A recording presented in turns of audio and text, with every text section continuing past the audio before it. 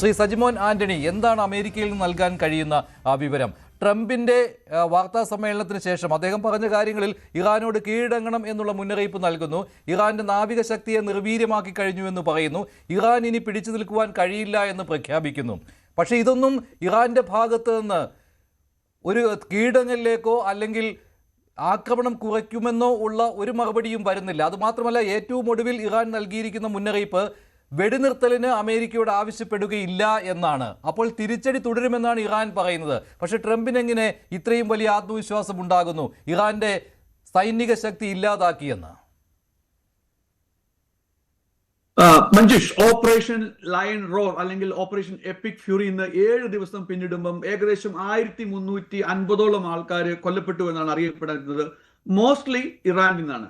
അപ്പോൾ ട്രംപിന്റെ അവകാശവാദങ്ങളൊക്കെ ഇപ്പോൾ താങ്കൾ പറഞ്ഞതിനെല്ലാം ശരിവെക്കുന്ന തരത്തിലുള്ളതാണ് ഇപ്പോഴത്തെ ഒരു നമ്മൾ ഒരു മിലിറ്ററി അനലിസിസ് പറയുകയാണെങ്കിൽ. കാരണം ലേറ്റസ്റ്റ് ആയിട്ട് പറയുകയാണെങ്കിൽ ഇറാന് ഇസ്രായേലിലേക്ക് വിടുന്ന മിസൈലുകൾ, ബാലിസ്റ്റിക് മിസൈലുകൾ, ഡ്രോണുകളുടെയൊക്കെ എണ്ണം 80 to 90% ആയിട്ട് കുറഞ്ഞു എന്നുള്ളതാണ് അതിന്റെ ഒരു ഇൻഡിക്കേഷൻ.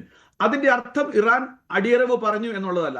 ഇറാനും ഇറാന്റെ ഒരു സ്ട്രാറ്റജി മനസ്സിലാക്കി. കാരണം അമേരിക്കയുടെയും ഇസ്രായേലിന്റെയും മിലിറ്ററി മൈറ്റിനോട് ആകാശത്ത് അല്ലെങ്കിൽ ആ ഒരു പിടിച്ചുനിൽപ്പ് ഉണ്ടാവത്തില്ല എന്നുള്ളൊരു യാഥാർത്ഥ്യം ഇറാനിയൻ അഡ്മിനിസ്ട്രേഷൻ ഉണ്ടായി എന്നുള്ളതിന്റെ ഒരു തെളിവ്.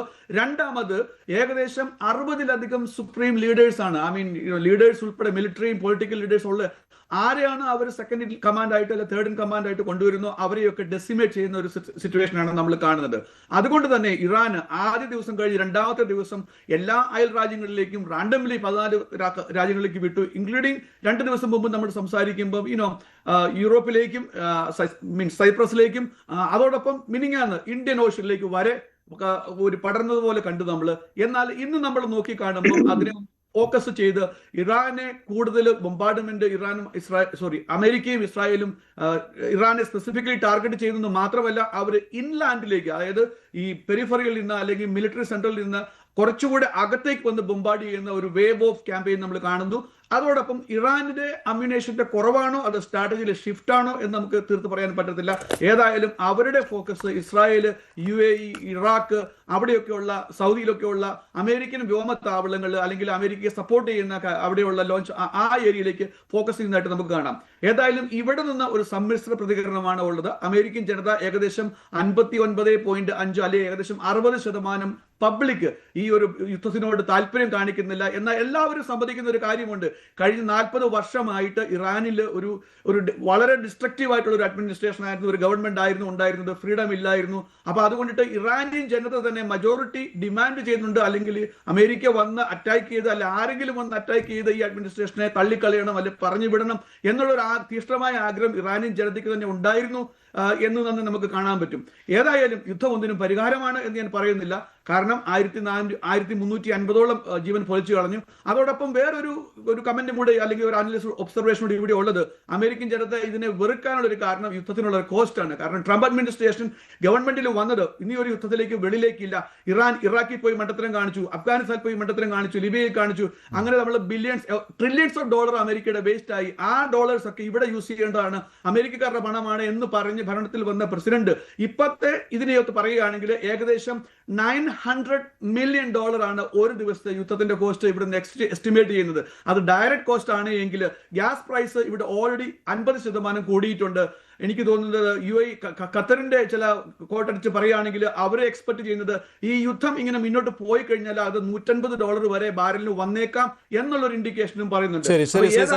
അതായത് സാമ്പത്തിക മേഖല തകർന്ന് തരിപ്പണമാകുന്ന ഒരു സാഹചര്യത്തിലേക്ക് കൂടി പോവുകയാണ്. ഇപ്പോൾ ട്രംപ് ഇങ്ങനെ പറഞ്ഞതിന് പിന്നാലെ ഇപ്പോൾ ഏറ്റവും ഒടുവിൽ ഇറാന്റേതായിട്ടുള്ള പ്രതികരണം, നേരത്തെ അതിൻ്റെ കുറച്ച് ഭാഗങ്ങൾ ഞാൻ പറഞ്ഞിരുന്നു.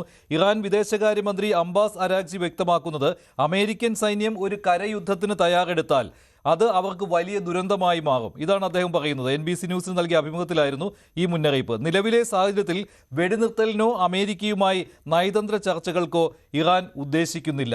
ഇതാണ് ഇറാന്റെ ഡോക്ടർ ജി ഗോപകുമാർ, ഇതൊരു വലിയ അവകാശവാദം എന്നല്ലേ പറയാൻ പറ്റുകയുള്ളൂ. ഇപ്പോൾ സജിമോൻ പറയുന്നത് ഇപ്പോൾ നമ്മളും ശ്രദ്ധിക്കുന്നതാണ്. ഇപ്പോൾ വാർത്ത റിപ്പോർട്ടുകൾ വരുന്നതനുസരിച്ച് ഇറാൻ ഈ മറ്റു രാജ്യങ്ങളിൽ നടത്തുന്ന ആക്രമണത്തിന്റെ തോത് കുറഞ്ഞിട്ടുണ്ട്. ഇടയ്ക്കിടയ്ക്ക് ഓരോ മിസൈലുകൾ, ഡ്രോണുകൾ അയക്കുന്നു എന്നല്ലാതെ തുടക്കത്തിലെ ആ ഒരു ആക്രമണം കാണുന്നില്ല ഇപ്പോൾ. പക്ഷെ അവരുടെ അവകാശവാദം ഞങ്ങൾ എന്തിനും തയ്യാറാണ് എന്നുള്ളതാണ്.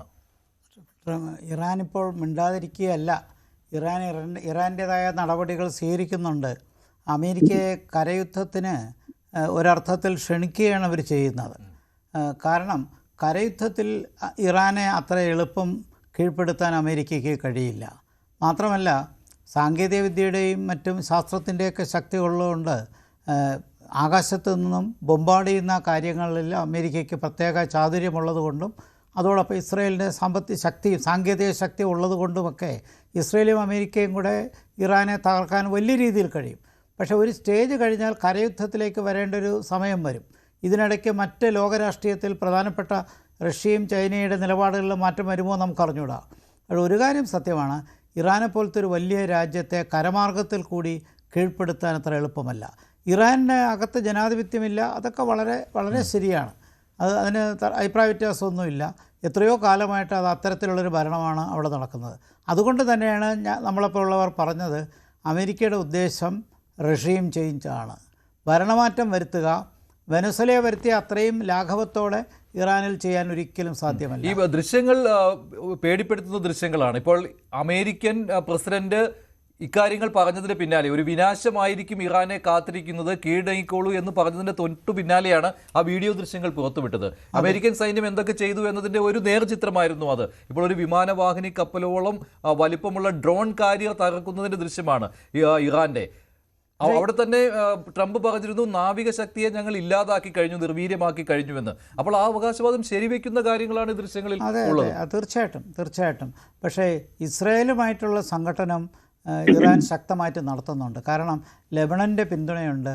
അതോടൊപ്പം തീവ്രവാദികളുടെ നമുക്കറിയാമല്ലോ, അവിടെയുള്ള ഹിസ്ബുള്ളയും ബാക്കി സംഘടനകളുമെല്ലാം ലെബനനെയും ഇറാനെ സഹായിച്ച് ഇസ്രയേലിനെ വശമതരാക്കാനും ക്ഷീണിപ്പിക്കാൻ ശ്രമിക്കുന്നുണ്ട്. അതുകൊണ്ട് ഇസ്രയേൽ ഇറാൻ യുദ്ധം അല്ലെങ്കിൽ ലെബനൻ ഇസ്രയേൽ യുദ്ധം മറുവശത്ത് കാണുന്നത് കൂടി നമ്മൾ ഈ സമയത്ത് ശ്രദ്ധിക്കണം. അപ്പോൾ ഇസ്രയേലിന് ശക്തമായ പ്രതിരോധം തീർക്കാൻ മറുവശത്ത് നടക്കുന്നുണ്ട്.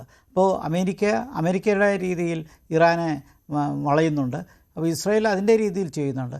ചുരുക്കത്തിൽ മറുവശത്ത് ലെബനോണും മറ്റ് തീവ്രവാദ ശക്തികളും ഉൾപ്പെടെയുള്ളവർ ഇസ്രയേലിനെ തിരിച്ചാക്രമിക്കുന്നുണ്ട്. അപ്പോൾ ആകാശ തലത്തിലുള്ള യുദ്ധം വളരെ രൂക്ഷമായി കൊണ്ടിരിക്കുന്ന ഒരു സമയമാണ്. ഇറാൻ അങ്ങനെ പൂർണ്ണമായിട്ട് കീഴടങ്ങുന്ന ഒരു സാഹചര്യം പെട്ടെന്നൊന്നും ഉണ്ടാകുമെന്ന് തോന്നുന്നില്ല. മാത്രമല്ല യുദ്ധം നീണ്ടകാലം പോകാൻ സാധ്യതയുണ്ട്. ഡിഫൻസ് സെക്രട്ടറി ഇന്നലെ പറഞ്ഞത് 2 മാസം വരെ പോകുന്നതാണ്. ആദ്യം ഒരാഴ്ചയാണ് ബുദ്ധിമുട്ടാൻ പോകുന്ന ഗൾഫ് രാജ്യങ്ങളാണ് എന്നുള്ളതാണ്. ഇടയ്ക്കിടയ്ക്ക് ഇപ്പോഴും ആക്രമണം നടക്കുകയാണ്. ബഹ്റൈനിൽ ആക്രമണം ഉണ്ടായിരുന്നു ഇറാന്റെ ഭാഗത്ത് നിന്ന്. സൗദി അറേബ്യയിൽ ഡ്രോൺ ആക്രമണം ഉണ്ടായിരുന്നു. അത് നിർത്താൻ തയ്യാറാകുന്നില്ല ഇറാൻ. അത് വാസ്തവത്തിൽ കൂടുതൽ വാർത്തകൾക്ക് news 18 Keralam YouTube channel subscribe ചെയ്യുക.